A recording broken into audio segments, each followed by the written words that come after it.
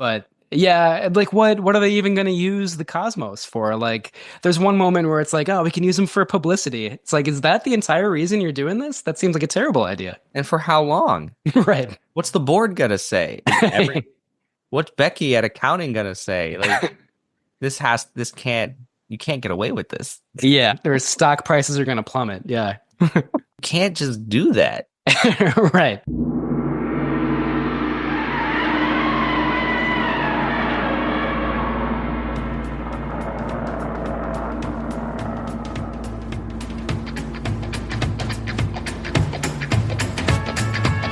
Hello, everybody, and welcome to Camp Kaiju Monster Movie Podcast. We are your hosts, Vincent Hannum and Matt Levine. And we are talking about all of our favorite monster movies, the good, the bad, and the downright campy, and asking if they stand the test of time. Traditional kaiju, creature features, space invaders, the supernatural, and everything in between. All strange beasts welcome here. Camp Kaiju is sponsored by Zach Linder and the Zach Pack, powered by Coldwell Banker Realty, your source for real estate, home rehab, fixing and flipping for investor clients and residential buyers. Reach out to the Zach Pack today for real estate services. Follow the Zach Pack on social media and contact the Zach Pack for investment opportunities. Links in those show notes.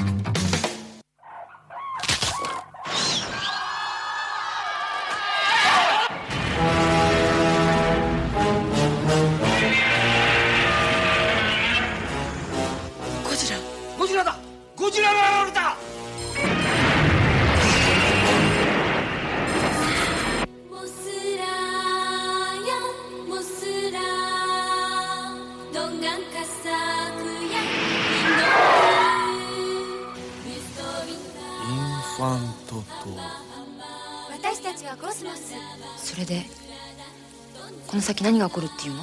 私たちが恐れているのはバトラもまたどこかで目を覚ましてはいないかということです。地球 SOS。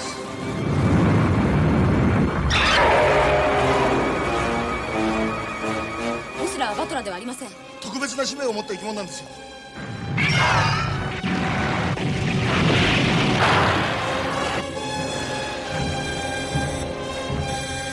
ゴジラまで行方を見失ったか。奴は我々の常識を超えた生物だ。人類の未来をかけた戦いが始まる。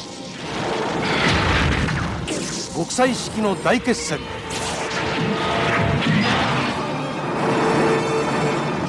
ゴジラ対モスラ。 Matt, good to see you. Good to see you as well. How are you, Vincent? I'm good. A little under the weather, but that's all right. I'm going to try to bring my A game here for Godzilla versus Mothra. Yeah. Versus Batra. Versus Indiana Jones. Versus, Yeah. I don't know. The list goes on. Battle for Earth. Yes. Just throw that on at the end for no reason. As like the alternate title of this movie suggests. It's an appropriate title, but like I don't know. It also kind of helps differentiate it from Mothra versus Godzilla from 1964. So I do kind of appreciate that qualifier at the end. Oh yes, there's lots to this title we'll get into, but how are you doing? I'm doing all right. Seen some good movies recently. I'm enjoying the almost spring weather in Minnesota. Oh, so good. Yeah, can't complain too much. Well, I know we were just talking offline about keeping things more succinct with our recording, but I've seen some good monster movies lately that I just want a quick talk about. Nice. Leviathan from 1989. I saw that on your Letterboxd. I'm a big fan of that movie. I agree with everything you wrote about it. It's like, it has some flaws for sure, but it's so stylish and very entertaining. Yeah. Would love to talk about that one day. Yeah. And then Event Horizon. Another great one, also with its own flaws, but just like, it's in that sweet spot of like 90s, kind of dumb, but kind of like genuinely scary sci-fi horror movies. Yeah, I was pleasantly surprised with both of those movies. Lots to chew on. Listeners, let us know what you think. Yeah, those are fun. I'm a little bit jealous that that you saw both of those for the first time recently, because I have fond memories of those for sure. Yeah. Cool. I mean, I haven't seen a lot of monster movies recently per se. I did see Time Cop with Jean-Claude Van Damme, which is so much fun. That's a really, really like just such an entertaining movie. I love JCVD. He's like maybe my favorite action star of all time. Lost Highway, the David Lynch movie. Probably the best thing I've seen recently is Rope, the Alfred Hitchcock movie, which I hadn't seen for like 20 years probably. So I rewatched that. I know this isn't a monster movie, but I was just blown away by it. I didn't remember just how strange it is, how dark, stylish, like even aside from the long takes, there's like a lot of unusual stuff in that movie. So I really, really loved Rope. Yeah, and my favorite part is at the end when the rope comes to life and strangles everybody to death. Man, they must have cut that ending. Like that was Hitchcock filmed it, and then the studio was like, "No, it's just too weird. We can't get away with it." Hitch, we have to say no. Yeah, I would like to believe that's the story. No, those are great movies that I haven't seen.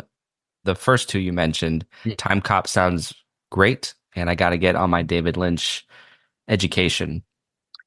But awesome. Yeah, rest in peace to David Lynch. Yeah, I like Lost Highway. Like many of his movies, is really dark, very scary, very nightmarish, a little bit sleazy, but overall really great, I would say. Nice. Yeah. Those are the words I would use to describe Godzilla versus Mothra.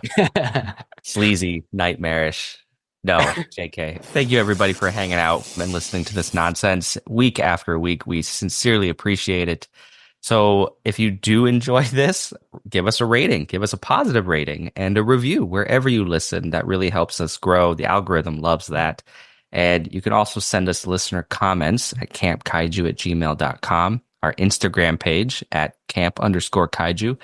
Or if you'd even like to be a featured voice on the show, leave a voicemail, 612-470-2612. Talk to us about your favorite monster movies. We'd love to hear what you grew up on, what you're watching these days. And you can visit campkaijupodcast.com for just kind of the one-stop shop for everything Camp Kaiju, including links to our Threadless store and our Patreon page, patreon.com/campkaiju. Special shout out to our patrons, Jason, Chris, Sean, Peggy, and our anonymous patron. You really keep the engine going here. Thank you so much.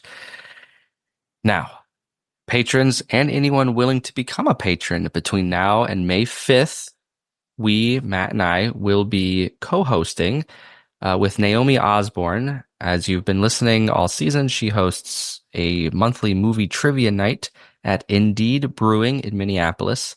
And me and Matt are going to join her. We're very grateful for the opportunity to host movie trivia. And if you are a patron or become a patron between now and May 5th, you will get one free drink on us, alcoholic or not.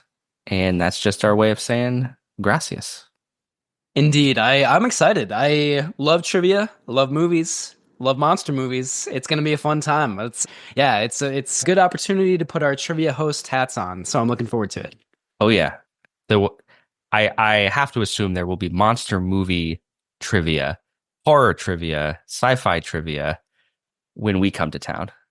Totally. I think we can bring that to, and like Naomi has certainly done stuff like that before, but I'm sure between the three of us, we'll have some of that there for sure. Oh, yeah. And speaking of Naomi, our Dracula's Daughter episode that precedes this one went really well. I did have some cut for time content that I will be tacking on to the end of this episode. So listeners, after you enjoy some Godzilla conversation, stick around and enjoy some cut for time conversation with me, Matt, and Naomi. Okay. Matt, what month is it? It is March, mid-March.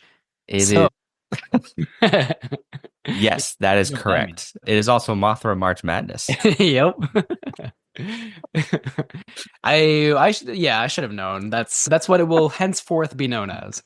But I asked you and you answered correctly. It took me a second though. I was like, it is March, right? Is that correct? Yeah, that's right.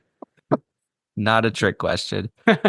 I don't have any fun promos for Mothra March Madness. It's just the time of the year where we get to celebrate Mothra, Queen of the Monsters. Now, last March, Camp Kaiju was on our hiatus while I was taking parental leave. And so we didn't really do anything last year. But 2 years ago, we talked about Mothra, the cinematic debut from 1961, and then Mothra versus Godzilla from 1964. So we haven't talked about Mothra since then. I'm excited to talk about this monster again with this movie. Me too. Yeah, it's been a long time. I like Mothra a lot, and from what I've been reading online, just like fan comments and stuff like that, it sounds like some people actually aren't a big fan of Mothra, which really surprises me a lot. How can you not love such a benevolent but still, badass queen of the monsters? She's great. She is great. Mothra's my favorite. I have my action figure from the 90s, which is modeled after the depiction in this film. Hmm. So I always love, especially the Heisei Mothra. I guess I could have some quibbles with this depiction of Mothra, but I'll get there. I'll get there. Yeah. And last thing I want to say before we dive into some other fun things. This is also the first Heisei Godzilla movie we've talked about since Godzilla versus King Ghidorah, which I think was also 2 years ago. Yeah, I think you're right. And that movie is awesome. I love it. Like, that's probably my second or third favorite movie of the whole Toho kaiju canon. The original Godzilla, Ghidorah, the three-headed monster, probably numbers 1 and 2, but Godzilla versus King Ghidorah is really incredible. And so far, I've really been liking all these Heisei movies, I have to say. Yeah, and just through pure happenstance, we've been going through the Heisei era chronologically, which we have not done with the show of movies. But the Heisei era, this works out really well because these movies do have an overarching narrative that it's been fun to watch them in order on our podcast. Totally. Yeah, some elements of the story are a little bit confusing if you don't remember what happened in the previous movie, which I didn't at first, but it eventually came back to me. Yeah. We'll get to more Godzilla versus Mothra in a little bit, but we got to get to this month in monster movie history. Pat, I left your picks from last time on. I tacked on some more here. But what's a title that stands out to you? Oh man, I'm sorry. Let's see here. It's hard to choose just one, isn't it? I think I'll have to go with a relatively recent one, It Follows from 2015. I'm a big fan of that movie. I feel like recently, over the last 10, maybe a little bit more, but there's kind of like this A24 art horror kind of like sub genre that's become popular, like Ari Aster and Hereditary and Midsommar, I think are good examples of that as well. But It Follows is really, really good, genuinely scary. It's a great depiction of being a teenager and just kind of like the feeling of power that entails, but also the feeling of like it's not going to last very long. There's a lot to that movie. So yeah, It Follows, if you haven't seen it. I know it's pretty popular, relatively recent, but I like that movie a lot. Yeah, but long been on my list. Excuse me. I'm gonna stick with the kaiju theme here, but here's a movie I don't know if you've heard of called The X from Outer Space from 1967. Not Toho, not Daiei. I don't even remember the name of the studio that made this kaiju, but it was in the height of, peak kaiju times in Japan, and it's kind of infamous for its monster, which has a kind of goofy look to it. It's a film that I do have on my list in the coming years. If Camp Kaiju is still going strong, it might be so bad it's good. It might also just be so bad it's bad. But we'll see. Or just good, possibly. Or maybe. Oh, we'll see. I've never seen it. I have heard of that movie, and I have always wanted to see it. So maybe it'll be on the show at some point. It's fun though. It is fun to all you lovers of the X from Outer Space. New and upcoming releases. We do have Jurassic World Rebirth. I know we talked about this a few episodes ago, Matt, but I did cut that content. I think it was our Tusk episode. It was already running along. So I was like, we'll talk about Jurassic World Rebirth later on. directed by Gareth Edwards, and it comes out in July, I think. Could be June. It's a decent cast. Scarlett Johansson. There's an actor. There's another actor in it that I like. Although now, of course, I can't really remember who it is. Do you remember who else is in that movie? I think it was a Velociraptor. Yeah, that's it. A shoo-in for Best Supporting Raptor at the Oscars next year. That was a dumb joke. Hey, I set the bar low. The humor here. Oh, Mahershala Ali, I think is who I was thinking of. Yeah, we'll see how that movie is. I haven't really liked the last couple Jurassic World movies, but maybe this one will be better. Maybe. Well, what else? What else we got coming up on Camp Kaiju? Matt, this is your pick. Yeah, The Island of Dr. Moreau from 1996. I've always been fascinated by this movie. Still haven't seen it. It might have the most notoriously disastrous production backstory of any Hollywood movie ever, which is saying a lot. And it's not supposed to be very good, but I think it's going to be really interesting to talk about. So looking forward to that. I'm so excited. It's based on the novel by H.G. Wells, who wrote War of the Worlds, The Invisible Man, many other classic sci-fi novels. And folks, if you want to read this book before we talk about it, check it out. After that, I'm bringing some 50s sci-fi to the pod with Invaders from Mars, a cult classic from 1953. And this movie's near and dear to my heart, and I've been wanting to talk about it since day one of the podcast, but now's the time. I'm excited. That's one of the few movies that I just know almost nothing about. I've heard the title and that's it. I don't know anything else about it. So I'm really excited to dive into that one as well. Yeah, it's a treat. Both those movies I think are on Tubi. So folks, if you're out there, give them a watch. Okay. Personal histories with Godzilla versus Mothra. What is your personal history? Pretty much nothing. Like I said a little bit earlier, I've really been enjoying the Heisei era of Godzilla movies. Return of Godzilla, Godzilla versus Biollante, and then Godzilla versus King Ghidorah, and then this one. So yeah, I had high expectations, but no other history with this film really. Yeah, same. I mean, aside from my aforementioned Mothra action figure, I hadn't really seen this movie until I was very much an adult in my 20s.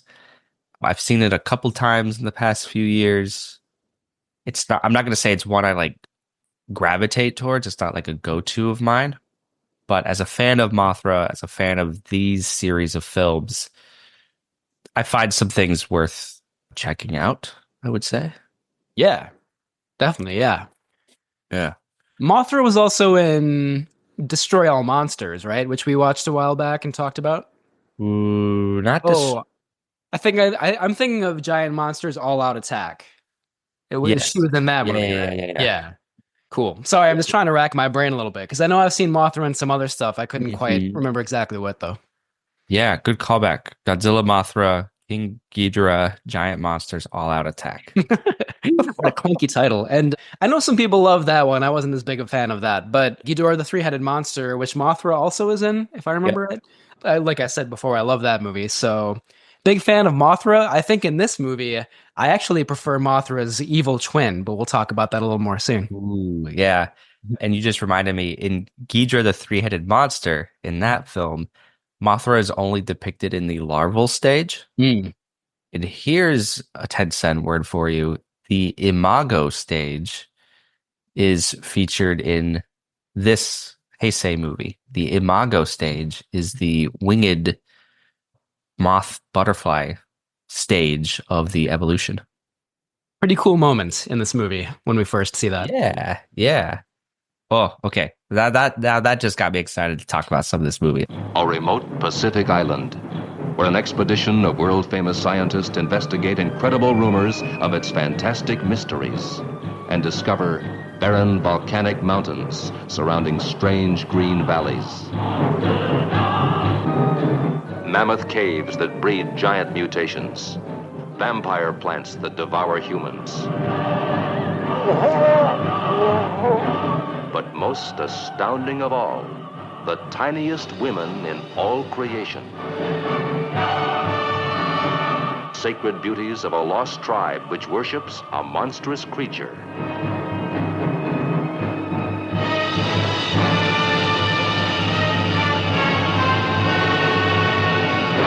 is the secret of Mothra? What is the bizarre spell that awakens Mothra? As these doll-sized girls call to the super god from captivity.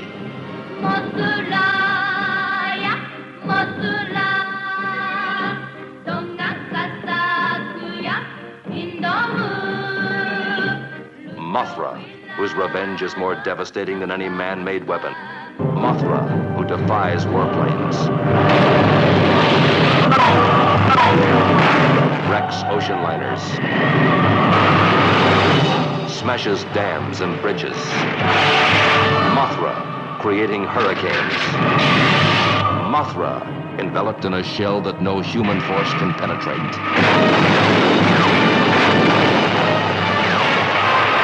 Mothra, indestructible, all-powerful, indescribable.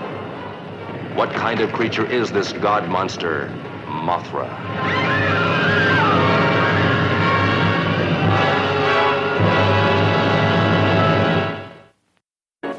Godzilla. Terror monster of the motion picture screen meets The Thing. Godzilla versus The Thing. Innocent looking, but so feared pagan man worshipped it.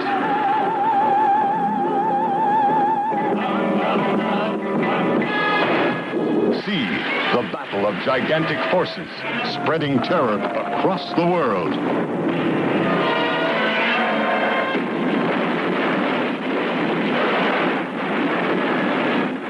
Can man's inventions conquer them?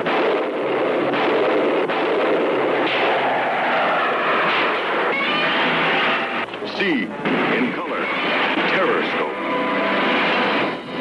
Godzilla versus The Thing.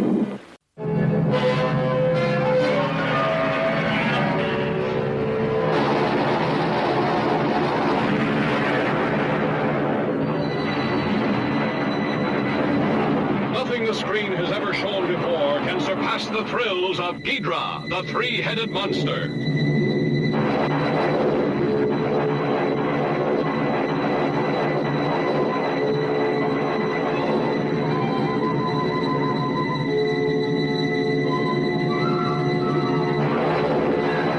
Created from an atomic fireball hurled from outer space, Ghidrah, the three-headed monster, threatens man's very existence on Earth.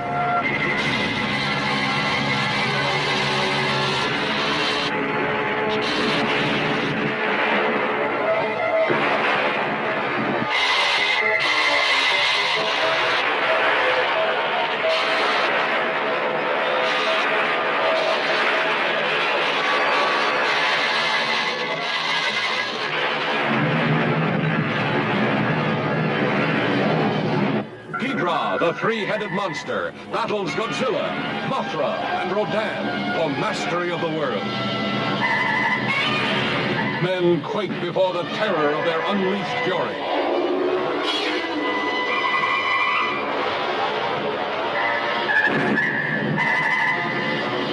All new, all never to be forgotten. A new high in screen terror.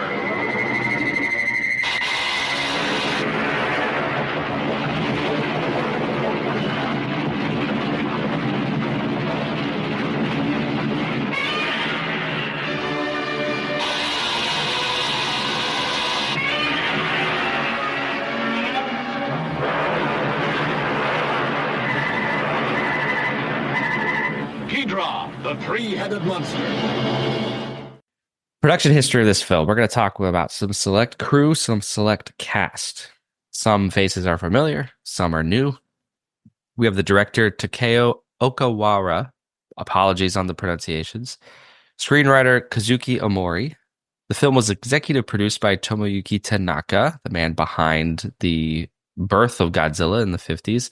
But it was also produced by Shogo Tomiyama, who did a lot of the actual producing on the ground. The music is by Akira Ifukube.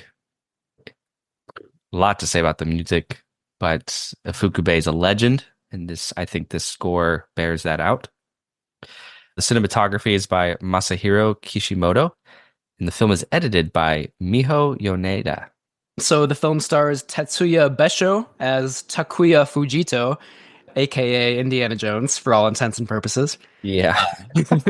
Slight joke, but you'll see what I mean. If you haven't seen this movie, the opening scene that he is featured in, like, you're like, oh, where have I seen this before? Yeah, Raiders of the Lost Ark, right. The movie also stars Satomi Kobayashi as Masako Tezuka, who is Takuya's ex-wife. Takahiro Murata stars as Kenji Ando. The film also stars Megumi Odaka. She was a former Japanese idol, actress, and singer, very popular, well known for the role of Miki Saigusa in 6 Godzilla films from 1989 to 1995. So I believe introduced in Godzilla vs. Biollante, if I remember right. Right. She has a psychic connection to Godzilla, if you remember. Mm-hmm. Like she has this connection, and you see that fleshed out a little bit more in this film, Godzilla vs. Mothra. Yeah, and it doesn't explain it at all. That's Nope. one of the things where I was like, who is this character? Like, I had a vague recollection, and then I had to read up again on Godzilla vs. Biollante a little bit. Yeah. Not necessarily a bad thing, but you might want to do a little research if you haven't seen any of the surrounding movies for a while, preceding movies. It's funny, if I may interrupt. There's a battle between the kaiju, and everyone's rooting for Mothra and or Batra, maybe. And she is the only one who's like, "Oh no, Godzilla!" And if you don't know her character, you'd think, "Why are you the only person on Godzilla's side?" Which I kind of admire, you know, like she has her allegiance. That's great. Yeah, someone's got to stick up for him. Yeah, exactly. Yeah, it's a cool character. It's a very cool character in Godzilla vs. Biollante, but still pretty fun in this one, I would say too. Mm-hmm. Rounding out the cast of Godzilla vs. Mothra, we also have Keiko Imamura and Sayaka Osawa as the Cosmos, who are the miniature twins who are kind of Mothra's, maybe not guardians, but stewards, maybe is a right word for it. That's a good term. Yeah. And in the Heralds. Heralds, yeah, that's an even better term. Say. Yeah, totally. I believe they were called the Shobin or the Shobijin in the 1960s Mothra movies, right? Yeah. So this time they're called the Cosmos.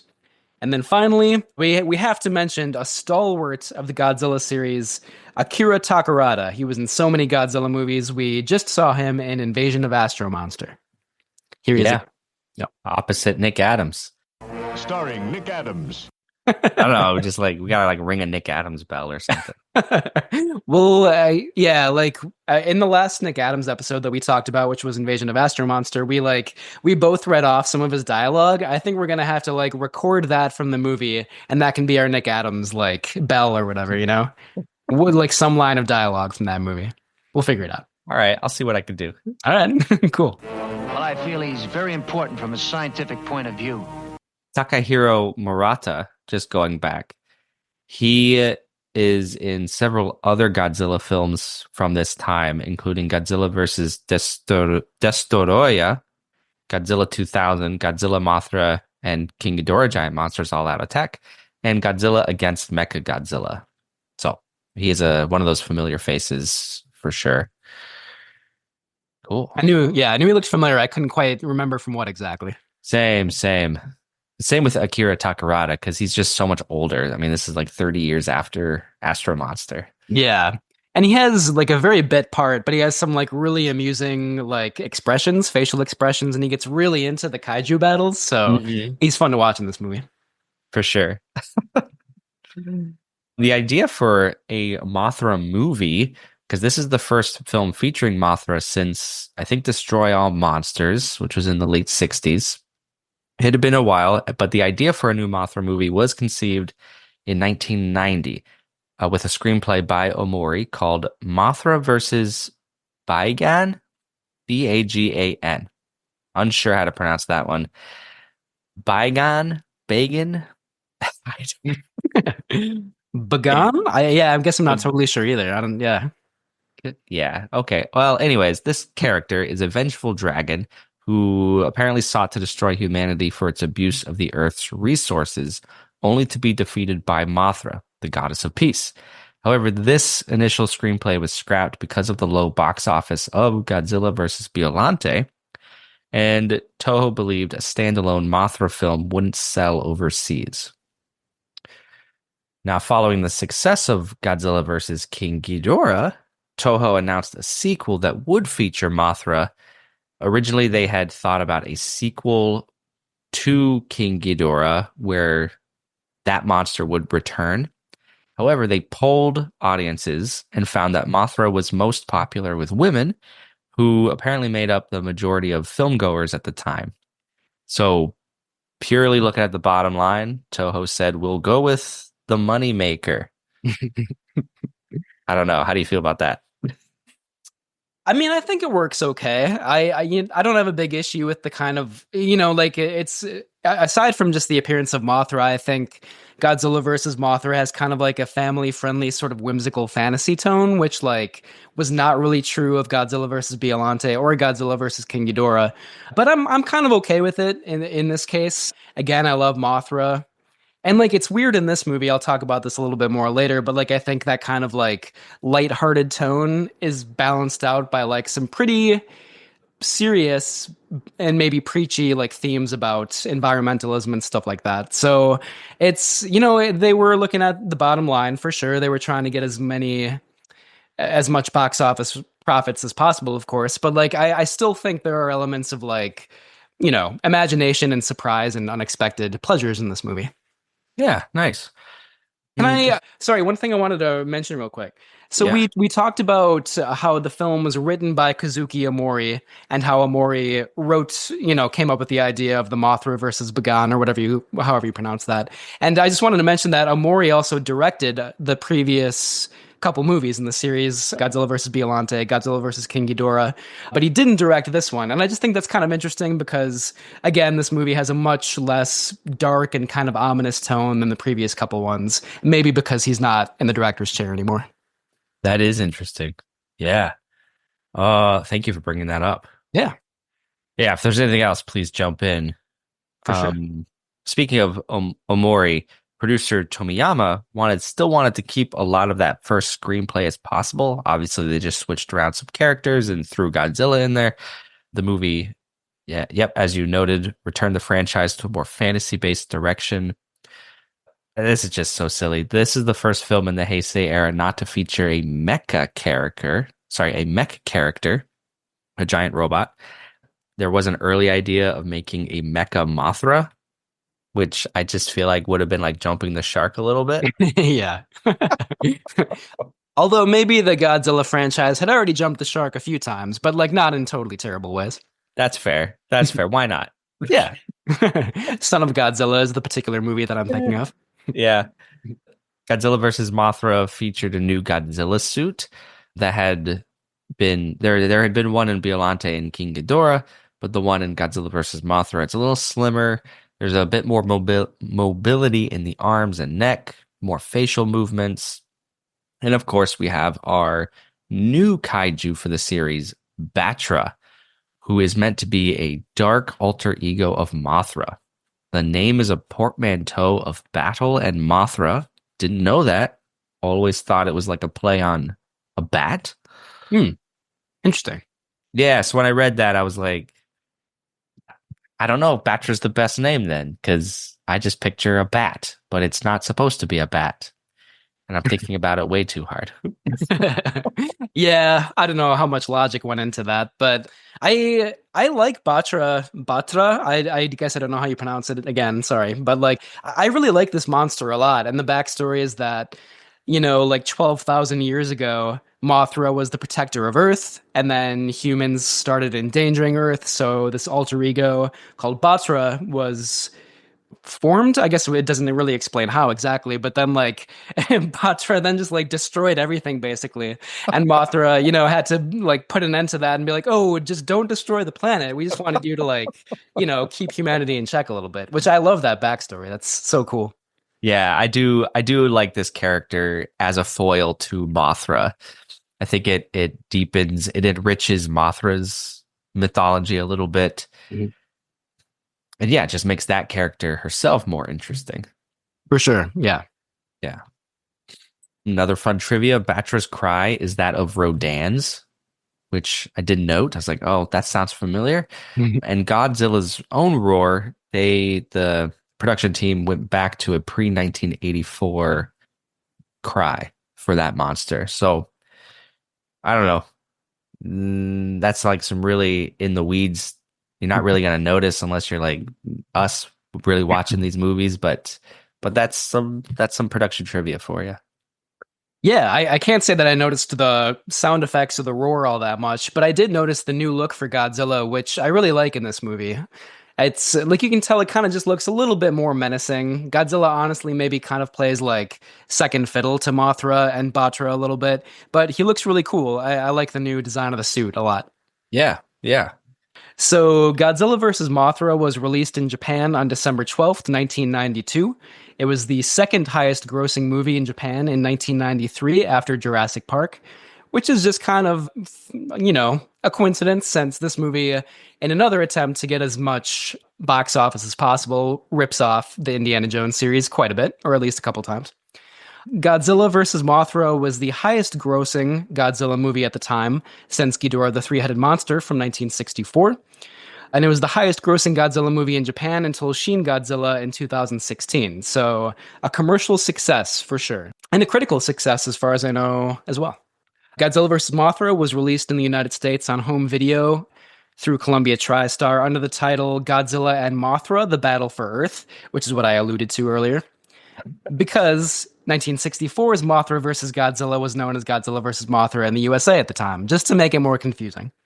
It is confusing, honestly. Then so like the DVD I have that I have the Columbia TriStar edition on DVD, and it's dubbed, and I wonder if that took away a little bit of my enjoyment with that version, but it is titled Godzilla and Mothra: The Battle for Earth. So, can I ask, did you watch the subtitled version? Yeah, that's the version that's on the Criterion channel, so that's the one that I watched. Nice. Have you seen both of them in the past? No. Or just the dubbed one? Okay. Yeah. Yeah, the subtitled one is good. No complaints really. I do sort of like watching the dubbed one sometimes though. Yeah, I feel like compared to other dubbed Godzilla movies, and listeners, please chime in. I feel like the dub for Godzilla versus Mothra is a little. It just like creates an air of silliness. Maybe I don't think the English voice actors honestly are very good. They don't seem to like their voices don't seem to drop into the same emotional resonance as maybe the actors are portraying. It's kind of weird to explain, but I'd be interested in watching the subtitled version. Yeah, that's another challenge with all these movies. Ideally, I would like to watch the dubbed and subtitled versions of all these movies, but who has all that time, Like, it seems almost impossible. But it is an interesting comparison for sure. Yeah. Well, that's just it. Like a lot of these movies I will watch more than once in my life. So I'll just alternate then if I'm able to. Yeah, and I would like to do that in the future as well. I feel like I remember a couple of the dubbed ones maybe not being, like the dubbing is a little bit distracting sometimes. I feel like maybe it was the Terror of Mechagodzilla that I feel like the dubbing was not very good on, but I can't quite remember. That was a while ago. Yeah. This movie was so popular, as we said, Mothra got her own spin-off series. There's a trilogy of standalone Mothra films in the 90s called Rebirth of Mothra, Rebirth of Mothra 2, Rebirth of Mothra 3. These are bonkers movies. If you thought Mothra has insane superpowers in Godzilla vs. Mothra, this character goes off the wall with abilities and powers and beams, and she has progeny who just takes up the mantle, and it's honestly, you have to see it to believe it. It's wild. It's crazy. It's straight out of a 5-year-old's imagination. That sounds amazing. I mean, everything you just said makes it sound like those are exactly like my cup of tea, Got to see those. Yeah, I think, again, I plan out what movies I'm going to watch because of this podcast next year for MOTHRA March Madness. I think I'm going to bring one of those movies. Cool. Yeah. Maybe I'll bring another one also. Another one of those movies. We'll see. I'm here for it. That'd be great. Yeah. True MOTHRA March Madness. Here's some more trivia if you wanted to read off these last 2 points. Yeah, for sure. So this was the last film to depict the JSDF, or the Japanese Self-Defense Force, springing into action. The real JSDF, which was an actual thing, took umbrage, love that word, with their depiction as the bad guys, which I think is debatable in this movie, but I kind of get it. So Toho created the G-Force for subsequent films. Maybe a thinly veiled version of the JSDF. And actually, to be more specific with that note, there's a line of dialogue a child has in Godzilla versus Mothra after a JSDF fighter jet shoots at Godzilla or whoever, and the kid is like, "Oh no, you're hurting Godzilla, or you're hurting Mothra." So that's where, like, in the eyes of the child, Japan's defense force were quote unquote bad guys. That makes sense. And there's the scene too where Mothra is like causing a lot of destruction. I think in Yokohama, it's in some kind of urban area. And then Mothra sees the cosmos, and like after that, Mothra just like turns to like go back into the ocean, and you think everything is over. And then the JSDF just like bombards Mothra with like, you know, missiles and tank shells and stuff. That probably doesn't make them look all that good. At the same time, Mothra had just annihilated like half a city, so it's kind of understandable, you know? Yeah, shut up, kid. It's a giant monster destroying your city. Yeah. How many citizens of this town were just killed by Mothra? Like, what do you expect? Right. This is what the JSDF is here for. It's kind of their job. Tax dollars are paying for your defense. Yeah, exactly. Yeah. That is interesting trivia, though. Yeah. But yeah, critical reviews were positive at the time. They remain very positive. At the 16th Japan Academy Awards, this movie won for Newcomer of the Year. Two newcomers of the year, Keiko Imamura and Sayako Osawa, who I believe play the Cosmos. And then Akira Ifukube's music and Takahiro Murata, who plays Ando, I believe, were both nominated as well. Yeah. Which I think that's really a really neat contrast between the Japanese Film Academy and the one here in the United States that does the Oscars. Apparently in Japan, a movie like Godzilla versus Mothra can be nominated and win major awards. And that would never happen here. Yeah. It's such a big deal when a monster movie, a horror movie makes waves at our Academy Awards. Totally, yeah. I mean, I know I've talked about The Substance a little bit on this podcast. I was surprised that even got any nominations at all this year, and of course, it didn't win anything. But yeah, it's cool that Japan's, not Oscars, Japan's Academy Awards, maybe seem a little bit more open-minded about that. Yeah, interesting. Love it. Okay, here we go with our sponsor break. And thank you, everybody, for bearing with me. I feel like I'm getting more nasally the longer we're recording here. I think it sounds cool. You sound like you've been smoking a carton of cigarettes a day for the past 5 years. All right, here is our sponsor break. Camp Kaiju is sponsored by Zach Linder and the Zach Pack, powered by Coldwell Banker Realty, your source for real estate, home rehab, fixing and flipping for investor clients and residential buyers. Reach out to the Zach Pack today for real estate services. Follow the Zach Pack on social media and contact the Zach Pack for investment opportunities. Links in the bio. We have Media's mailbox.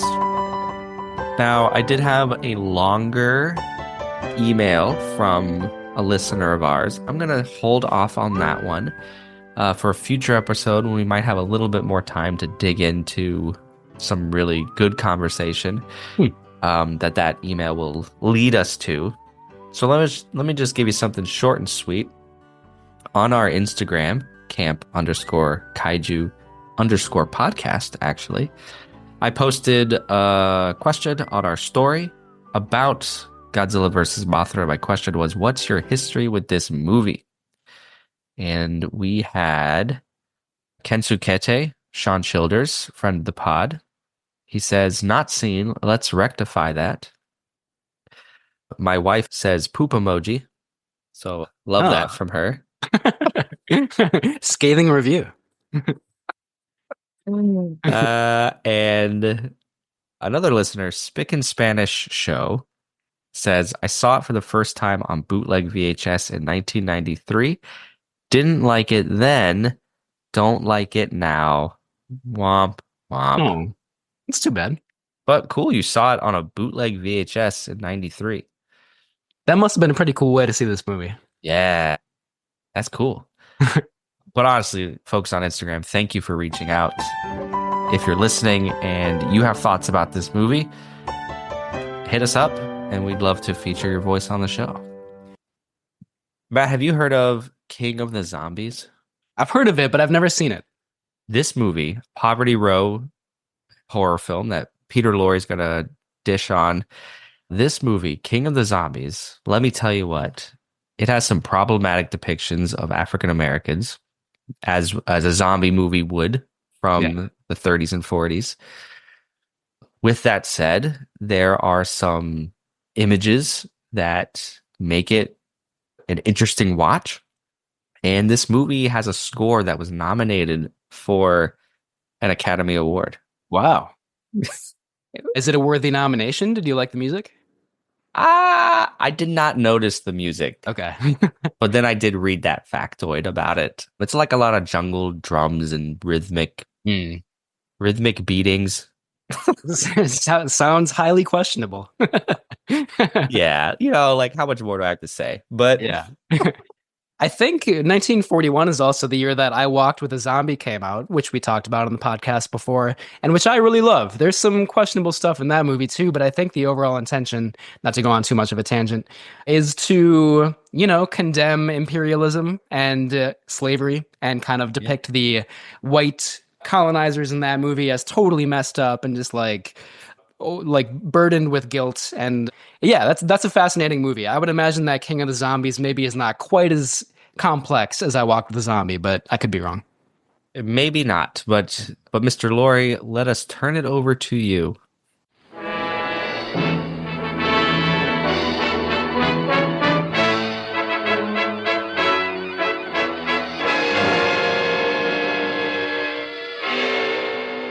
Welcome to Poverty Row Studios, on the other side of Hollywood, where the stars were dimmer and the red carpets dripped with blood. Together we will watch the best of the worst, movies known for their limited budgets, outlandish concepts, and questionable performances. But with enough haunted houses, zombies, ape men, and devil bats to keep you up at night. This is the Poverty Row Picture Show. I dare you to sleep through these nightmares. I am your host, Peter Lorre. You may know me from such horror pictures as Mad Love and Roger Corman's The Raven. If only I had been cast in this week's feature entitled King of the Zombies. After the initial casting of Bela Lugosi fell through, Monogram Studios reached out to me to play the leading role.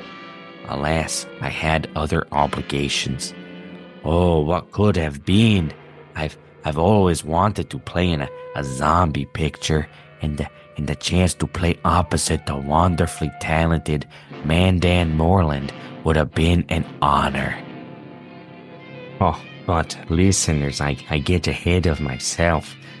We must begin with a little plot synopsis No, sorry, I don't mean to be distracted by those lilacs that Pierre had gifted me last time on the show, but no, it couldn't be. Did they move? No, it must have been a shadow, a trick of the light. My rational brain clouded by paranoia. No, I am positive these are just your everyday, run-of-the-mill, immobile flower cuttings. They smell wonderful. Okay, anyways. Thank you for bearing with me. So, King of the Zombies tells the tale of 3 Americans who are piloting a reconnaissance plane over the Caribbean. The 2 pilots are clearly buddies, and the third is the valet, played by African-American comedian Mandan Moreland. Naturally, the trio get lost, crash land on an island, and run afoul of a mysterious Nazi agent practicing voodoo to control a population of native zombies for nefarious deeds. Along the way, Mandan Moreland provides comic relief that is problematic in its minstrel presentation, and yet you can't help but appreciate the energy and the charm the actor brings to an otherwise lifeless picture. Did you know King of the Zombies was even nominated for an Academy Award? Yes, it's true, for Best Original Score. As dubious as it may seem, it adds an additional bit of novelty to this movie. King of the Zombies is a Poverty Row horror film that throws too many wild ideas into the mix to be ignored.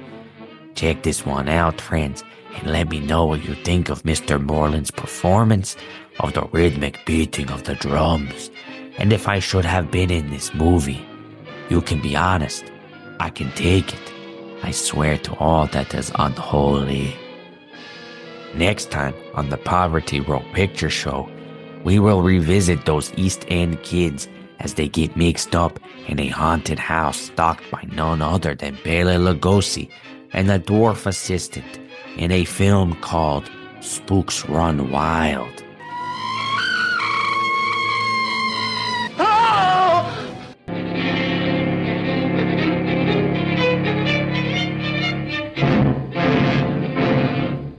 In 1956, he first appeared on motion picture screens across the country. His impact on audiences was instantaneous and unprecedented. His acting technique was revolutionary. His presence overwhelming. He possessed more raw talent than any performer of his generation. He soon became an international legend, a giant who took the world by storm. Then, suddenly, at the height of his fame, he retired from motion pictures. Now, he is back, and he's more magnificent, more glamorous, more devastating than ever. Prepare yourself. The greatest star of all has returned.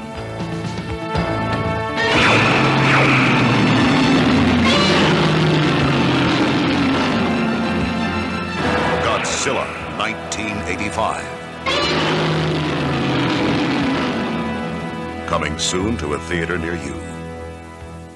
Let's get back to Godzilla versus Mothra. What are some themes that stand out to you, Matt? We're destroying the planet, basically. Humans are not doing a very good job of taking care of the planet that we live on. The movie touches on climate change, deforestation, in like pretty preachy ways. There are numerous like explicit lines of dialogue about how, you know, the earth is in peril and it's because of greed and human laziness, basically. Yeah, so a very, very major theme. What did you think about like those themes or that theme's like presentation in this movie? I do think it's a fair criticism to say that they are extremely heavy-handed. I do think it's also fair to say that these are themes evident in many Godzilla movies, especially a Mothra movie, as Mothra kind of represents more of that humanity, the relationship between humanity and planet Earth. It didn't bother me, though, the heavy-handedness. I just kind of took it in stride, especially when, as soon as I started to watch this movie, I understood very quickly that this was more of a family film than a previous Godzilla film. And for better or for worse, just because I'm like, oh, this is clearly meant more for children. The heavy-handedness just kind of fits that tone a little bit easier for me. Yeah. It's an easier pill for me to swallow. I don't know if that's fair to children, but I was like, okay, it's just like, you know, we don't want the message to get lost in subtlety. Yeah. Yeah, no, I totally agree with everything you said. Even though I said before that like they're heavy-handed and preachy, that's those themes. That's definitely true. But I also am kind of okay with that. I think it's kind of interesting to see this movie from about 30 years ago that over and over again is saying like climate change is a thing. Like please pay attention. But like now 30 years later, it's still obviously a thing, and arguably people still aren't doing a very good job of doing everything they can to protect our planet and conserve the environment and stuff like that. So I thought that was actually kind of refreshing in a way. And I think the ending of this movie, I don't want to give away too many spoilers or whatever, but it's surprisingly melancholy. Like the music over the end credits is pretty sad. We see Mothra flying into space, and there's like another sort of imminent threat to the planet.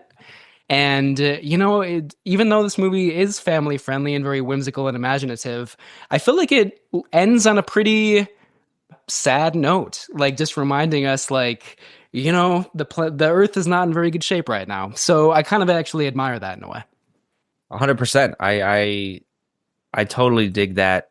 The idea that it's like when we watch The Blob too, and there's a final bit of dialogue about, well, we're safe as long as the Arctic is frozen. And you're just like, oh, people have been talking about climate change for decades. And we think it's only a 21st century problem. Yeah. Here we go. Big fossil fuel has known about it forever. Mm-hmm. And some of the keener genre films have clearly wanted us to get the message as well. So yeah, I don't think it's a bad thing that we're yelling to the back row here. Right. Stop strip mining the planet. Totally agree. Yeah. And to your point, like that is, a theme throughout so many Godzilla movies and throughout so many kaiju movies in general. And that's one of many reasons I love genre films so much, because if you have like a preachy message movie or drama, maybe even arguably an inconvenient truth, a movie like that, maybe people resist that a little bit. But I think if you kind of have this like fun, exciting kaiju movie that also over and over again is like, hey, take care of the planet, please. Like maybe it's a little bit easier to accept that way, Yeah. Yep. Beyond that, I didn't get any other themes from this movie. No. There's not much going on beneath the surface, but maybe that's okay. Yeah. There, like tied into the environmentalism theme is this theme of corporate greed, because the main kind of like villainous corporation, which several of the characters work for, is has destroyed much of the forests on Infant Island, which makes another appearance in this movie. And that's like pretty much a direct echo of Mothra versus Godzilla from 1964. So I like that kind of repeated theme, or, updated riff on the theme, I guess you could say. But, that theme of like corporate greed is always going to be relevant, unfortunately. And I think is certainly relevant in Japan in like the latter half of the 20th century in particular. Yeah, I was just thinking about the similarities between this film and Mothra versus Godzilla. You have the rich businessman, the greedy corporate people who just want to use Mothra for profit, and they do get theirs in the end. I forget what happens to the guy in this one, like the greedy corporate individual. He has a scene where he's on the floor. That doesn't help. Yeah, but that's an interesting scene, though. I remember what you're talking about. I feel like that's the last time that we see him in this movie, so I don't know if we really know his fate. But I think he's in a building that Mothra, the larval Mothra, does destroy. I think you're right. But did we even watch this movie? Honestly, like, with Mothra versus Godzilla and some of the other ones, like they do kind of, don't hate me, kaiju fans, they do sort of blur together a little bit sometimes, so it's kind of hard to remember. But well, it's the scene with Takahiro Murata, because he's kind of the admin assistant. He's like the secretary to this guy, and they have a blow up in the office, and Murata says something like, "This is the Earth getting its revenge." And then he storms out. Yeah. Earning that Academy Award nomination. Yeah, exactly. But then there is that interesting moment that you just referenced where the greedy boss, I forget his name, he says another thing as the other character is leaving. He's like, oh, the Earth's life force, what a ridiculous concept, or something like that. But then he like falls to his knees and like seems to bury his head in his hands or something. So it's a very brief moment where you're like, whoa, is there like a shade of depth to this character? Where did this come from?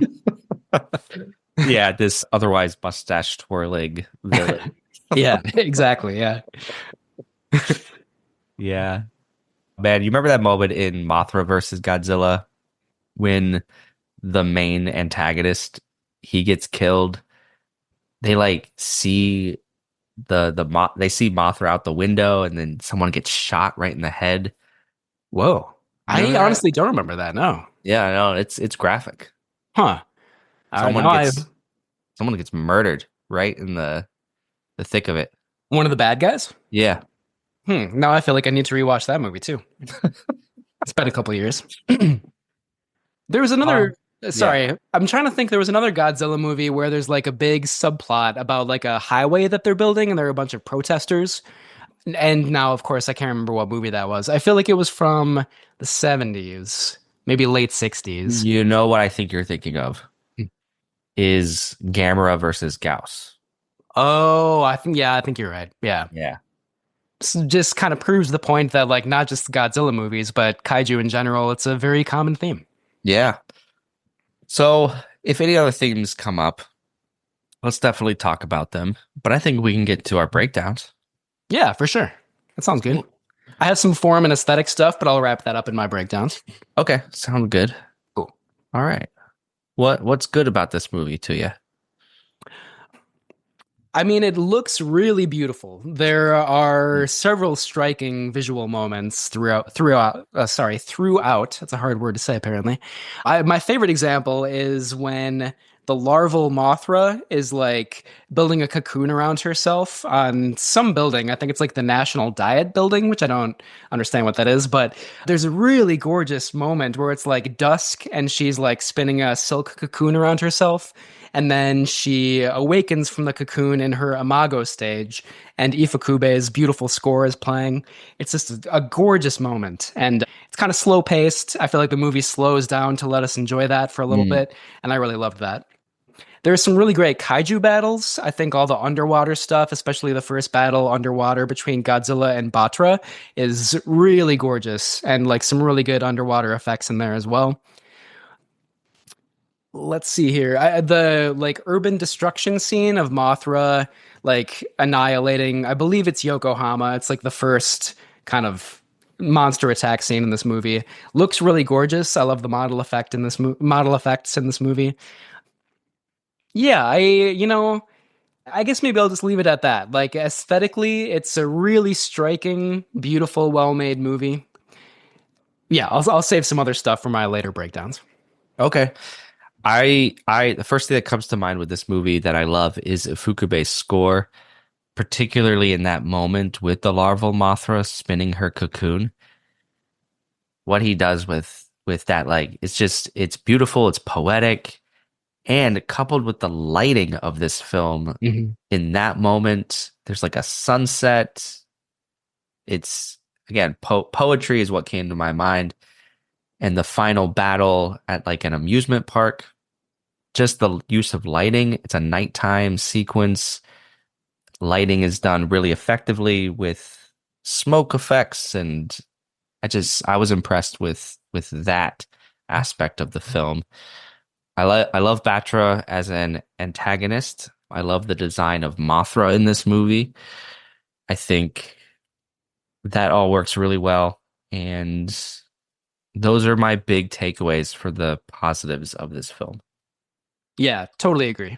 And I guess I would just repeat, like, I do kind of like how direct and like sincere the environmental themes are, even though they are preachy and heavy-handed. Again, I'm kind of okay with that. Yeah. What are you not okay with? As usual, the human characters are not very interesting. and I think that's especially glaring in this movie. I feel like it might have been interesting because like the two, there's like this archaeologist, Indiana Jones like character, and then his ex-wife who works for the kind of evil, greedy corporation, and they're forced to reunite on this project. But that could have been a compelling theme, but like those characters are introduced so poorly, and like the fact that they used to be married is like told to the audience by like a totally different character. It's like, well, why don't we should see that? We shouldn't be told about that, So that's one example where like the human relationships are not very well conveyed. I do think like the Indiana Jones stuff, not to make too big of a deal about it, but it is very blatantly just like trying to rip off a very successful franchise, so that's not great. And then like it kind of, in a way, the human stuff I think gets even worse because like at a certain point they don't have anything to do with this movie at all. Like it's just all about the monsters, but like we still have repeated cutaways to the human characters just looking at the fight scenes and like reacting, which are sort of fun, but at the same time it's like we don't need this at all. Like it has nothing to do with the movie. So yeah, as usual, the human stuff is not very interesting and could have been more interesting, but it's just very poorly done. Totally agree. I think that leads into my biggest criticism of the film is not just the script, but the way relations are fleshed out with the monsters themselves even. I don't think Godzilla is needed in this movie. And I love seeing him, but I think this is my take. I think this is a good Mothra movie and not a great Godzilla movie. Yeah. I don't know why Godzilla's there. I also don't know really why Mothra and Batra become friends at the end. Right. Other than just like the script needs them then to fight Godzilla. Maybe it looks like, to give credit to where the film is doing, I do think Mothra, it is visually told to us that Mothra sees that Batra is hurt, and because Mothra is a force for good, God bless her, she heals Batra because she is, an all-forgiving character.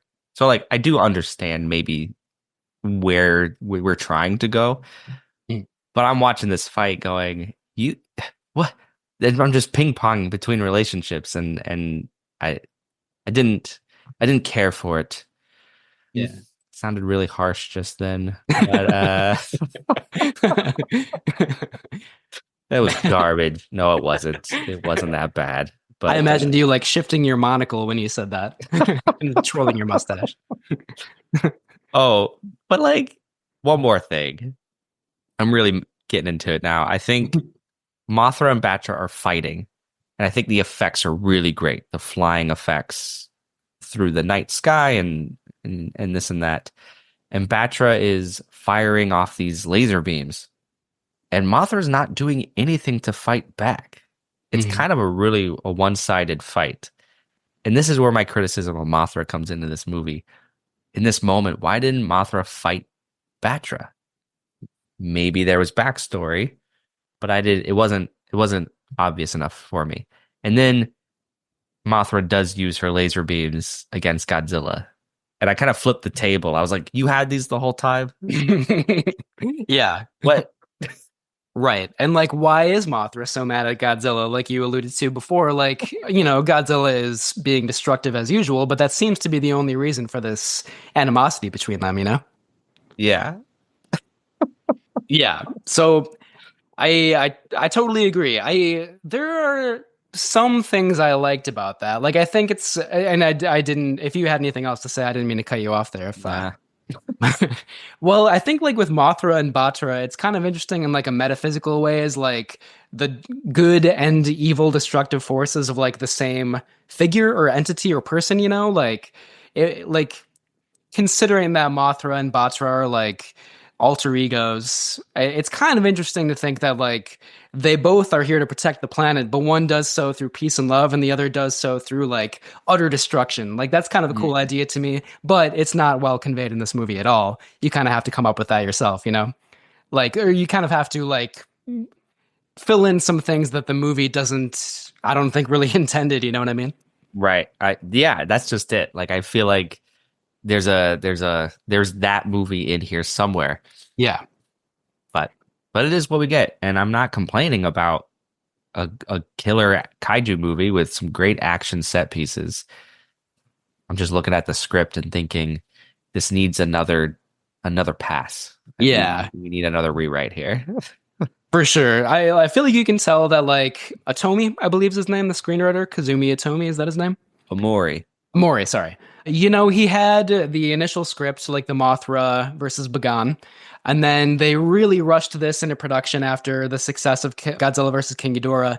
And I feel like there were just too many producers who were like, we got to throw in Godzilla. Like, we got to do this. We got to make it more family friendly, all this stuff. And it's like, yeah, to your point, they should have spent a lot more time on pre-production.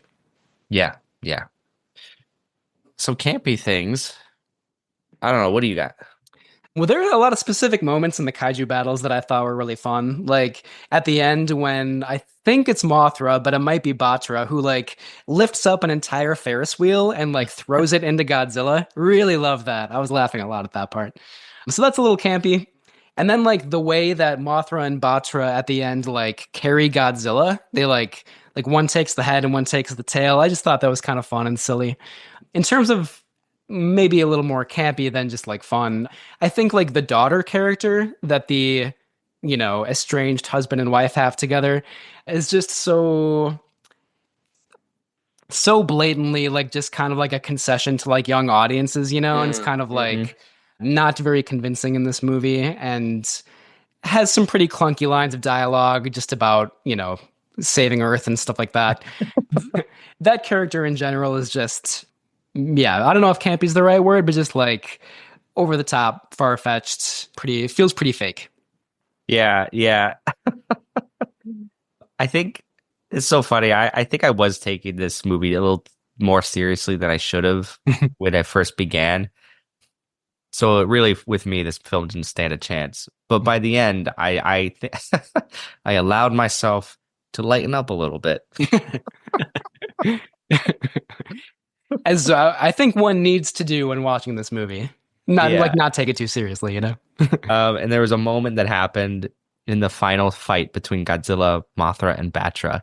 As soon as Mothra and Batra become allies, the camera cuts to Godzilla, and to me, Godzilla gave a reaction like, "Ah, crap." Yeah.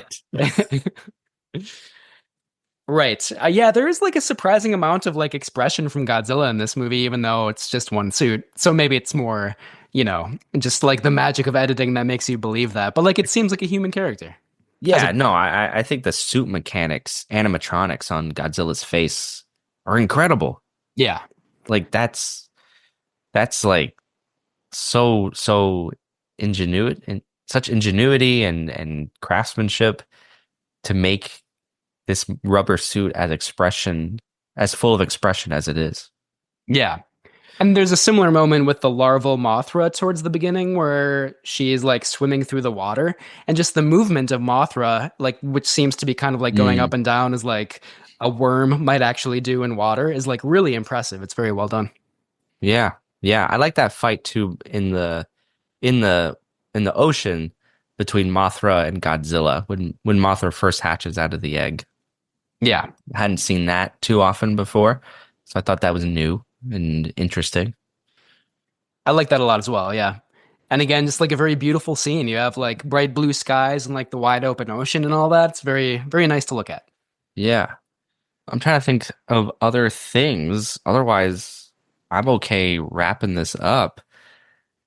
I had to say, back to our mustache twirling villain. It's the same. Like, I just thought he's so determined to kidnap and enslave the cosmos.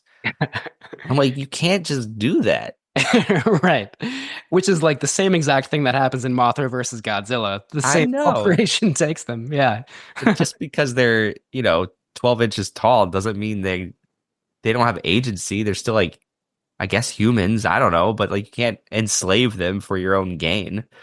Yeah. Another example of an extremely obvious heavy-handed theme, but yeah, like what are they even going to use the cosmos for? Like, there's one moment where it's like, oh, we can use them for publicity. It's like, is that the entire reason you're doing this? That seems like a terrible idea. And for how long? Right. What's the board gonna say? What's Becky at accounting gonna say? Like, you can't get away with this. Yeah, their stock prices are going to plummet. Yeah. There's kind of a lot of campy stuff with the cosmos. Like there's one moment where they're sleeping inside of a shirt pocket. I thought that was kind of cute. And Yeah, just I don't know. I can't really think of too many other examples, but with both the Shobin or the Shobijin and the Cosmos in this movie, I like those characters a lot. They're a lot of fun.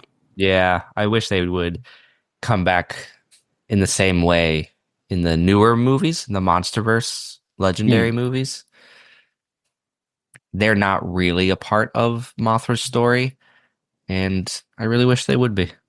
Yeah, that's too bad. Yeah. I was also hoping that there would be more appearances of Batra in future movies, but I don't think that is the case. No, it's not, sadly. Yeah. Yeah. Maybe someday. Someday, who knows? Yeah. Well, then, let's give this bad boy a rating. Should I go through our ratings as usual? It wouldn't be an episode without it. Exactly, yeah. So our top rating is, it's a timeless classic. It definitely stands the test of time. Our second rating, there may be some antiquated moments, but overall it's great. It stands the test of time. Number 3, it may be historically significant or just fun, but it does not stand the test of time. Number 4, it is not worth revisiting. It definitely does not stand the test of time. I think I've seen this movie a few times now.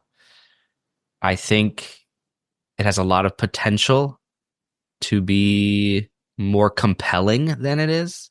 I like the family-friendly things. I can't wait to show my kid this movie. But for me, that's not exactly the tone I'm always in the mood for. So it's very hard for me to keep my attention glued to what's happening, especially when the relationships and the human characters are as lifeless as they are or confusing. So for me, I think this movie has a lot of great moments. I think the visual effects are great. The Ifukube score is a masterpiece, and I don't use that word lightly. However, I don't think it stands the test of time, but it has a lot of great individual elements. That's great. Objectively, I do totally agree with that. But you're right that I am going to overrate this movie. I know I'm overrating it, but for me, I have to give it our second highest rating. To me, it did stand the test of time. This was the first time I saw it, but I really like these Heisei Godzilla movies so far. And I probably put a little bit too much stock in visual style and aesthetic form, soundtrack, the Ifukube soundtrack. But this movie just looks so beautiful. And in almost every scene, there's something striking to look at. Maybe not almost every scene, but there's a lot of just visually spectacular stuff. I do actually like the kind of preachy, heavy-handed themes. I kind of, if you're not going to stick up for the health of our planet, what are you going to stick up for, So it's charming. And like you said before, Vincent, I think if it's trying to sort of get young audience members, kids to sort of believe very passionately about that, I think that's ultimately a really good thing. I think the kaiju battles are really fun to watch. You're right that a lot of the time they don't make a lot of sense. With Godzilla, it's he seems to just be mad that he now is back on Earth, because he there's a meteorite that strikes Earth in the first scene, which is kind of a continuation of the previous movie, and that seems to be the only reason that he's here and that he's mad, which in a way is kind of fun to me. He's just here and he's doing his thing. It's a flaw, and I wish there had been more to it, but at the same time, I just found that kind of funny. Yeah. So yeah, it's a very flawed movie. Could have been a lot better, but as it is, I still found it really entertaining and beautiful, and I'm excited to watch more of these Heisei movies because I'm really liking them a lot. I love that. I think, this is my you asked me my favorite era of Godzilla films. This is my favorite time period.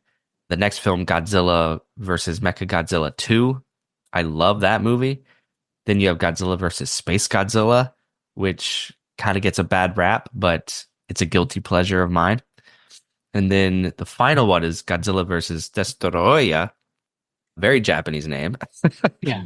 But that's regarded as one of the best Godzilla movies ever made. Wow. So, Godzilla versus Mothra may not be my favorite of this bunch, but it's still a pretty high bar to everything you were saying. Yeah, and that makes me very excited to continue with this era of Godzilla films. And after I see some more, maybe I'll think a little bit less of Godzilla versus Mothra, knowing, we've seen a couple of really great ones, but, I think over time it'll become apparent that this maybe is not the best of this era, but maybe that kind of goes to show that even the subpar Heisei era Godzilla movies still have a lot of pleasure to them. And maybe next time I watch this movie, I'll watch the subtitled version. Maybe the pictures cleared up too over my VHS, which is clearly a transfer from the VHS, or sorry, my DVD, which is a transfer of the VHS from the 90s. So maybe you just watched a better quality film. Yeah, it's certainly possible. I mean, again, it is strikingly beautiful. So I think probably like a sharper transfer might help some of that stuff as well. Yeah. Cool. Well, everybody, please let us know your thoughts. Before you do that, remember that Dracula's Daughter, we have some cut for time bonus content you can enjoy after this. And before we get into our outro here, we may be coming at you a little bit later than 2 weeks with The Island of Dr. Moreau. Just some scheduling stuff on our end. But we will have an episode in 2 weeks. It may be some more bonus content. It may be an old episode that we repackage and make all shiny for you. Who knows? But stay with us. We appreciate it. And let us know what you think. Please rate and review Camp Kaiju wherever you listen to podcasts. Subscribe to Camp Kaiju campkaijupodcast.com and send us listener comments at campkaiju@gmail.com, Instagram, YouTube. All those links are in our show notes. If you'd like to be a featured voice on the show, leave us a voicemail telling us about your favorite monster movies and memories. Again, that number is in the show notes. Camp Kaiju is recorded in Minneapolis, St. Paul with Media's Mailbox by Ben Cook-Feltz. Thank you, friends, and until next time, stay campy. Camp Kaiju is sponsored by Zach Linder and the Zach Pack, powered by Coldwell Banker Realty, your source for real estate, home rehab, fixing and flipping for investor clients and residential buyers. Reach out to the Zach Pack today for real estate services. Follow the Zach Pack on social media and contact the Zach Pack for investment opportunities. Links in the show notes.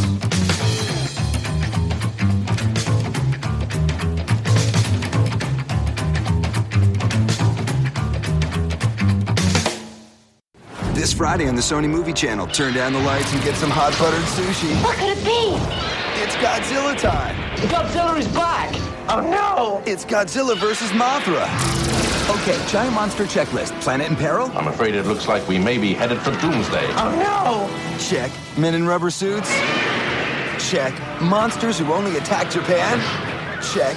It should reach Japan tomorrow afternoon. Oh no! So, a meteor crashes on Earth, waking Godzilla and unearthing Mothra's egg. But none of that matters. What is all this? It's all about giant monsters doing what they do best. What could possibly happen next? Destroying Tokyo. Oh no! Join us for a night of monster movie mayhem. That's huge. Check out Godzilla vs. Mothra. Batra and Mothra are joining forces against Godzilla. Boy, what a day. This Friday at 10 p.m. Eastern, 7 p.m. Pacific on the Sony Movie Channel. Films with benefits. What could possibly stop all of them?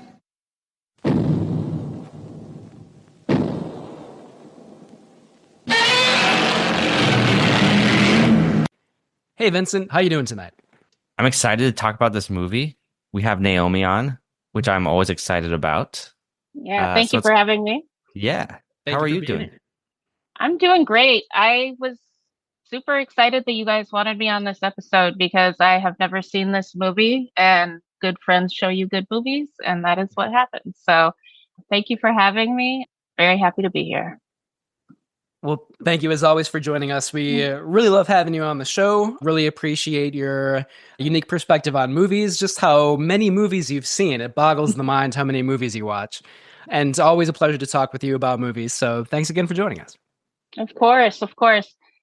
Dracula's Daughter actually was my 130th film that I've watched in 2025. So it was kind of satisfying to have a nice, number on that one. That makes me think I'm going to check out my Letterboxd right now. Mm-hmm. And not the Camp Kaiju profile, shameless plug, but my personal one where I watch non-monster movies. This year, I've watched 21 movies. Well, that's reasonable. 130 is just bonkers. Like, and I'm aware of that. It's high even for me. But I thought it would be January, higher though. yeah, January's cold and long, and as is February. So, you gotta do something. Something that's been keeping me though or been making my tally go up is watching trying to watch as many Oscar noms as I can. My friends and I have kind of taken it to a new level this year. We already sort of treat it like our Super Bowl or something, but we have made special effort to see a lot of the shorts, which I don't normally see, but the Lagoon screens them. So that was really cool. But yeah, each of those, gets added as part of that 130. So short films too. Yeah, I always kind of forget about the short films. Like, I've seen some of them at the Lagoon, and I believe the Riverview plays them as well. So I try to make it out, but I haven't been able to this year, unfortunately. Yeah, I did a double feature on Sunday, the animated shorts followed by the just like narrative, live action shorts. It was 3 hours, I think. Yeah. That's awesome. So impressive that you've seen 130 movies so far this year. I try to aim for like a movie a day, which is about where I'm at. I've seen maybe like 60 or so. Nowhere close to 130. That's the level that I aspire to.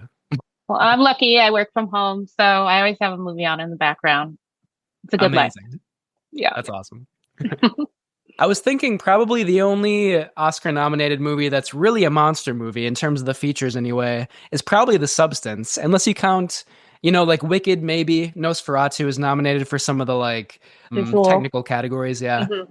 So I guess I'm kind of rooting for The Substance by default, just because it has that monster movie sort of grossness to it, Absolutely. I would love to see The Substance win. And if you would have asked me before Parasite won if it was possible, I would have said no, And so there's a glimmer of hope, but I don't know who it'll be, but I don't think it'll be The Substance, but I would love it if that happened. Totally. Yeah. And Vincent, you have a lot of reasons for only seeing 21 movies this year. You have a lot going on. So, you shouldn't feel too bad about that. I feel terrible about it. Shame. I bring shame to my movie podcast. Well, it's something to work on, but we all have things we strive for. Now, I will say, just briefly, I have been on a kick lately of modern monster movies, which is really great, good for me. I am trying to watch more contemporary stuff. Have you all seen Late Night with the Devil?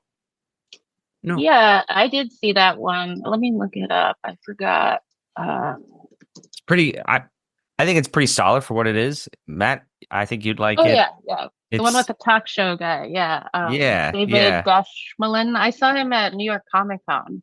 He did a talk on as part of a Shudder panel, for the streamer Shudder. Very cool. Mm-hmm. And then I saw Night Bitch with Amy Adams, which I found enjoyable and a real thinker. I also like that one. I was surprised because it has such a, arresting name that I don't know. I was just surprised, but I enjoyed that one as well. Mm-hmm. And then one more that I'll just plug. It's not new, but it's from the early 90s. It's called Brain Dead, but it's not the Peter Jackson Dead Alive. It's Brain Space Dead. And I was looking for Dead Alive, like on Tubi, and I searched Dead Alive, nothing came up. I searched Brain Dead, and this movie came up. And I thought, this isn't that movie, but it stars Bill Paxton and Bill Pullman. And I thought, well, you have my attention now. So I watched it, which I never do, really just watch a movie that I know nothing about. It's weird. It's trippy. It's got a really interesting backstory, but it's you basically go into Bill Pullman's mind and it gets really surreal and there's some body horror. I don't know. Go check it out. Cool. Yeah, that sounds cool. I had a similar thing where I think I had was trying to get the Peter Jackson film and got that one and started and I was like, wait, this isn't it. But I didn't watch it, but it sounds good. I will check it out. Yeah. Not bad. That does sound great. Yeah. I would like to see all three of those. I like Late Night with the Devil especially was on my radar and just never got around to it, but I'm pretty bad at watching newer movies. Like I try to stay up on stuff, but old movies are where it's at. I mean, that's my sweet spot, you know. But I should work on that. I don't know. But good to hear. Glad that you liked them, Vincent. I did see The First Omen recently, which I liked quite a bit more than I thought I would. So that's my semi-recent movie plug of tonight. Man, don't you love that scene with the glass like that cuts the guy? Yeah, like right at the beginning. So epic. Yes. Yeah. Amazing. There's one moment where like the main character, a nun, is like walking around a statue and she's moving really slowly and the camera like inches around and there's like something staring at her behind the statue. It's just like blood curdling. It's amazing. Mm-hmm. That's my favorite part of the movie. I won't ruin it anymore though. So what has happened in the world of monster movies since the last time we talked? I wanted to ask both of you, have you seen the movie The Monkey yet? It's on my radar. I have not, but I'm really excited to see it because that's Osgood Perkins, right? Yeah. Is that his latest? It's his latest, yeah. Yeah. No, I'm excited to see that and just see another one from him. His career's been developing nicely. But yeah, I'm excited. I just have not had the chance to see it, but I'll probably see it after the Oscars. Yeah. Mm-hmm. Oscar movies take precedence, probably. The clock's ticking. Yeah. I don't know what to feel about The Monkey. It's another strange thing to say, but just cover your nuts and bolts. All right. Yeah.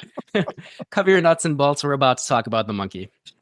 Yeah, I didn't really love Longlegs all that much, which was Osgood Perkins' previous movie. I know it like kind of was a word of mouth success. There is some stuff that I liked about it, maybe some overrated stuff in there as well. But the trailer for The Monkey is just so fun and entertaining. It looks like a blast. So hopefully we'll all see it soon and share our thoughts in the next episode. Yeah. It's so funny because when I first saw the marketing for that, I assumed it was a remake of Monkey Shines. Have you all seen that movie? And I was just like, wait, what? Oh, so it's not, but I'm excited to see it. It does kind of look like a much gorier version of that movie, I thought. Yeah. I've never actually seen Monkey Shines, but I do have like an awareness of it. And that was my first thought as well. But probably very different. Yeah. Just a couple days ago, too, a character actor who was featured in a lot of great monster movies, horror and sci-fi movies, who worked very often with John Carpenter, passed away. So I wanted to say rest in peace to Peter Jason. I read that name and didn't recognize it, and then I saw a picture of him, and I was like, oh yeah, that guy. He has been in They Live, Village of the Damned, Ghosts of Mars, Arachnophobia, the Jurassic World movies, Prince of Darkness, and then what I presume to be some lesser monster movies with names like Alien Nation, Planet Raptor, Alien Apocalypse. I kind of just want to watch his entire filmography now. So, but he's very recognizable. He's been in a lot of great horror movies as well. So rest in peace to Peter Jason. Yeah. Rest in peace.